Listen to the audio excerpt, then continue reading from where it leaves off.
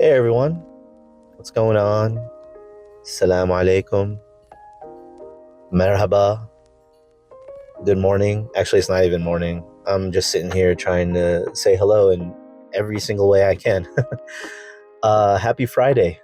Hope everybody's week has been going good. If you're fasting Ramadan, I hope Ramadan has been really good for you and productive. I have been enjoying it. Fasting right now. I'm really thirsty. Actually, I didn't drink a lot of water this morning. For those of you who don't know, we start the day off in Ramadan, drinking some water, eating some food, to kind of make it a little easier on us, So, but I remember growing up, there were a lot of days where I would go the whole day fasting without even waking up to eat anything. So definitely used to that, but yeah, I hope everyone's doing okay. Today's episode, I want to talk about a few things that I have on my mind in regards to gaming. Last week, I had mentioned that I'd be talking about it this week. I'm playing a few different games right now. Currently, my big focus is on Kingdom Come Deliverance 2.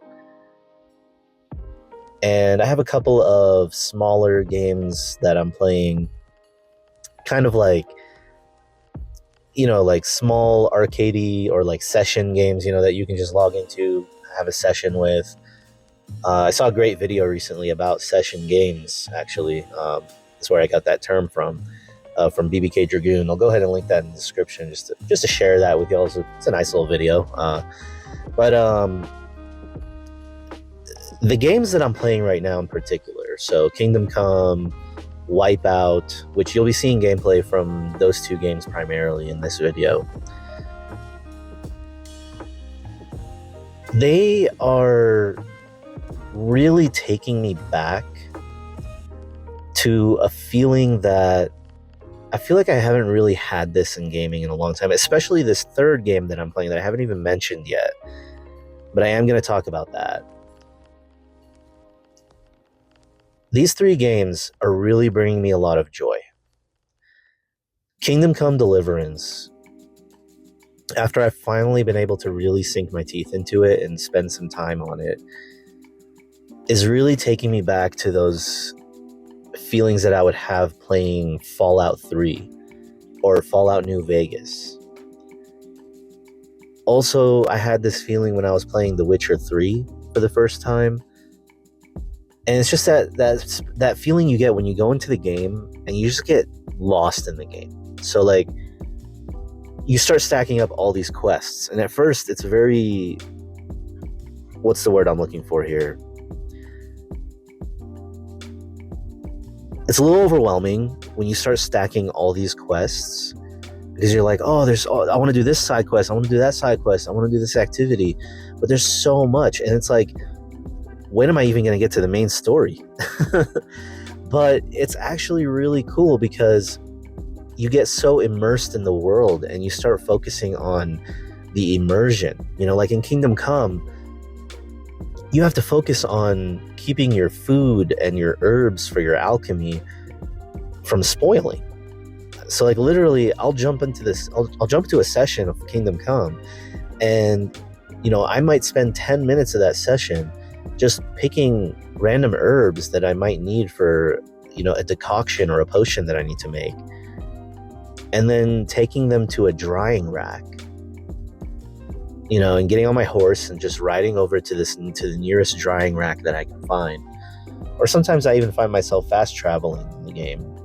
And I don't really like to fast travel in these kind of games, but this game makes it a little more unique. But anyways, I go to the drying rack and I hang up my herbs so that they don't spoil, or like food, right? Like if you hunt an animal and you get meat, you can dry the meat so it doesn't go bad. And then that way you have food for days. And it's a small little thing, but it's like little things like that, like making sure you're washed up, making sure you're bathed, and trying to figure out where the best place is to sell certain items so you can make the most money out of it. because you might be fast traveling to a location, and what this game does is it'll do like a little it'll have like a little coin flip moment where you run into a bandit, and you have the option to either meet this bandit head on and fight him, or you could do a little coin flip and try to run away. And you're either going to run away successfully and continue with the fast travel animation, which is basically just a little pawn of yours moving on the map, or you fail and you have to fight the bandit anyway. So I think that's really cool. It makes even the fast traveling in the game fun and immersive, because it gives you those opportunities to like find these locations, little camps that you might meet somebody and get a mission out of them. You might meet somebody and be able to gain some reputation just from the conversation. Or you might meet a bandit that you can, fight, beat, and take away his armor, weapons, any loot that he might have that you can go sell to get more money, because money is really important in this game to be able to upgrade supplies. So my point is, Kingdom Come Deliverance is so immersive, and you can really get lost in that game and find yourself doing absolutely nothing with the story, playing for 2 hours and just exploring the world and enjoying it. And that's a feeling that I used to get in Fallout back in the day. So my first experience with Fallout was Fallout 3. A friend of mine, Salman, he lent it to me. Shout out to you, Salman. He lent it to me on Xbox 360, and I remember playing that game and absolutely falling in love with the open world and the exploration and the freedom.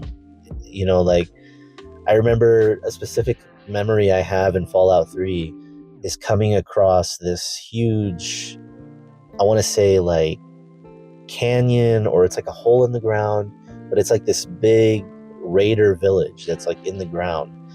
And in the beginning of the game, if you come across it, there's no way you can survive. So I remember trying to like fight them, trying to survive them, and just not working. And then coming back like 50 hours later, when I was able to unlock, there was this weapon, I think, that could shoot like 8 mini nukes or something like that. I was able to unlock that, and I'm like, you know what? I'm going to go back to that raider camp and just destroy it. Which sounds horrible, right? It sounds diabolical and tyrannical and insane, but I was just like, man, I want to get revenge on them. And I remember like that was just something that I built up to and I did on my own. It wasn't a mission in the game. It wasn't anything like that. And that freedom really was something I enjoyed. So getting that experience again here in Kingdom Come, of being able to like come across something that you just can't handle yet, and then you can come back later, which I guess you could say is almost like a Metroidvania type deal, but this is different in that, you're more in control of it, being, like a first person game. It's more so like your role that you're playing, literally. So it's definitely been taking me back on that. And then Wipeout, is such a fun and arcadey racer game that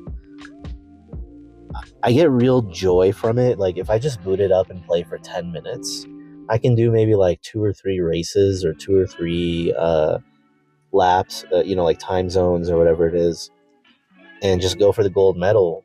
And it's not tedious at all to try to go for the gold medal. It's actually really fun.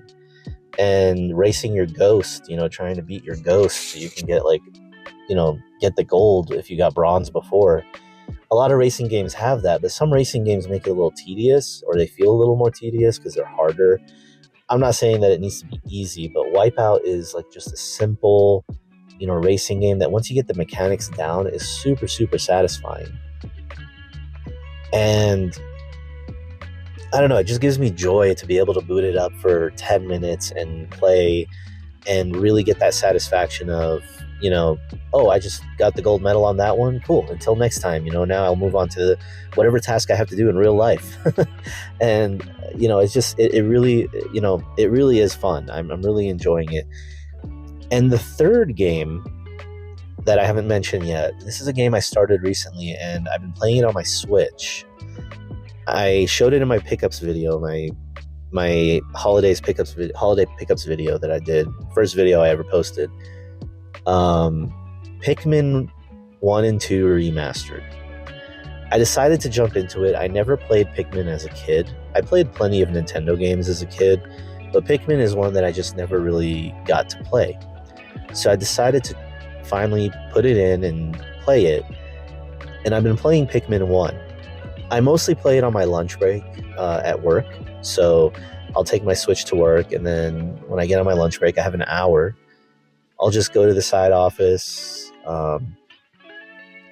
pull out my Switch, and play like maybe 2 or 3 days worth of Pikmin, which if you don't know, in Pikmin, when you play, you have it's like a day cycle. You have the whole day to finish the tasks that you need to do, which is to create more Pikmin, build up your Pikmin, try to get parts for the ship, unlock different areas that you maybe weren't able to unlock before, and explore. And if there's anything I have to say about Pikmin, it's one of those games that is truly giving me a lot of joy.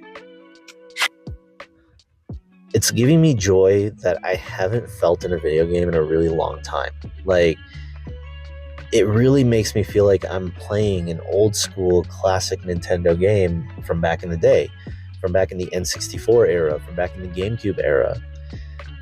Just the way that the game looks, the music, and the flow of the game, the simplistic flow, it's so simple, but it's so fun and satisfying to gather your Pikmin and to go and beat the next objective, get past the next wall, figure out how to pick up the bomb rocks. When I figured out how to pick up the bomb rocks and take down the stone walls, that was so satisfying.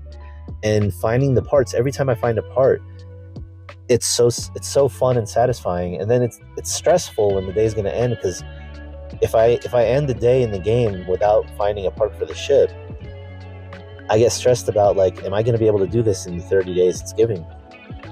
So I've been having a lot of fun with Pikmin. And so, these games, they just really, I guess you could say, they're just really giving me a lot of joy that I haven't felt in a lot of games. Now, when I played Judgment recently, I love the Like a Dragon games and the Yakuza games and all that. So I absolutely love that game. It was amazing. But playing it is kind of like, at this point for me, after playing 6 Yakuza games back to back, playing another one is just kind of like going through the motions of, this game. It's almost like an anime at this point. Like, I just watch a new season of an anime almost, and I get through it. Whereas with Kingdom Come, every time I boot it up, I get upset, or not upset, but I get sad when I have to put it away and go to bed or something, because I just want to play more. I can't wait until my next session and to see what's going to happen in that session. Am I going to do another quest? Am I just going to be exploring? Am I going to come across something that I've never seen before? It's just that idea of exploring the world and, going through these missions and enjoying the dialogue and the drama that happens and the little side stories, that really are meaningful, and, you feel like you make an impact on it. The choices actually have consequences and stuff. And I'm excited to see how those consequences affect the main story. And then Wipeout, and Pikmin, those being kind of smaller session games that I can just pick up and play. Pikmin on my Switch. I really enjoy playing on my Switch, and when I have a game when I have a game on my Switch that I'm really plugged into and enjoying, it's one of the best feelings ever, honestly. And I just wanted to, talk about that here today. Kind of just ramble on my thoughts and feelings on the games that I'm playing right now. Definitely let me know what you've been playing and what games have been bringing you joy lately. If you want to leave a comment, and like and subscribe, of course, if you enjoy my content. Check out my other videos if you haven't. And before I go, I do want to talk about another game, actually, and I'll probably talk a little more about it next week, but it kind of ties into my topic for today and what I've been talking about, and that's Assassin's Creed Shadows. So today is Thursday the 20th, and I'm actually recording this in my lunch break this time. But Assassin's Creed Shadows launched today, and I actually just went and picked up my copy from Walmart. Very excited to play that game. I don't know how I'm going to balance it with Kingdom Come Deliverance, honestly, because Shadows is a big game as well. Probably not as big as KCD, I'm gonna call Kingdom Come KCD from now on. But yeah, I just been hearing a lot of good things about it. I've also been hearing a lot of kind of mid reviews, or people really like talking about the things they don't like. There's a lot of controversy behind it. Apparently, something about Yasuke being like an actual historical figure from Japan. I'm not even going to pretend like I know the truth of who he is or his story, but apparently he's gay in the game, and people are saying that he wasn't gay in real life, but they made him gay in the game. And then I think the other protagonist is gay as well, so this is causing a lot of controversy. I'm not really going to go into that. Honestly, for me personally, it's a video game, and like if the game is fun and if the story is even a little bit interesting, my main thing about it is like I'm interested in the tech aspect of it, because I have a PS5 Pro, and apparently the comparisons between this game on the PS5 Pro and the regular PS5 is like night and day almost. Apparently it really, really takes advantage of the power of the PS5 Pro to show like what difference it can make. And truth be told, I haven't really played a lot of games on my Pro yet that I guess are like enhanced for Pro. So with this being like the first game to really showcase that, I'm really curious and interested to see how that's going to look. Apparently it's an absolutely gorgeous game. The gameplay does look fun, and I've heard about all the changes that they've made from, their last trilogy to now, and I'm excited to see like what changes they've made, because I did play Assassin's Creed Odyssey. I didn't really play Origins, and I only like touched on Valhalla a little bit, but there was no way I was going to get through that game. It's just way, way too big, way too long. And I'll talk about that a little more in detail next week, but this is the first big Assassin's Creed game that I purchased in a long time. I did play Mirage. I didn't play it when it came out. I played it much later. That's, of course, a spin-off game, a lot smaller, more focused on the stealth. The Assassin's Creed Shadows is going to be my first like big open world RPG Assassin's Creed experience, considering my history with Assassin's Creed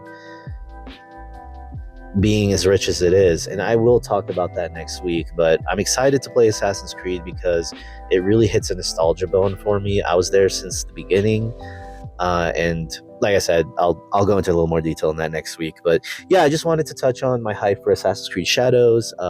Hopefully I'll be maybe posting some gameplay of that in my next video, and of course I'm going to try to find a way to balance that with KCD, because I do want to play KCD more. But Assassin's Creed Shadows just came out, and one of my goals this year is to play the new games that I want to play when they come out. Of course, it's not for everything, it's just for a few things. I have a huge backlog that I want to try to get through as well. But anyways, if you enjoyed this video, like, subscribe, leave a comment, let me know what games you've been playing, what brings you joy. Are you going to play Assassin's Creed Shadows? How do you feel about it? And, as always, take care. Die to christen her dead child? Well, I wasn't there, so it's not my place to judge you now. I wish everyone saw it that way. I'm not getting involved in any murder as long as there's a chance of talking it over. I'll try to patch things up between you and Yakesh, even if you don't think it'll work out. As you wish. But when you fail, you'll know what needs to be done. Otherwise, this will never end.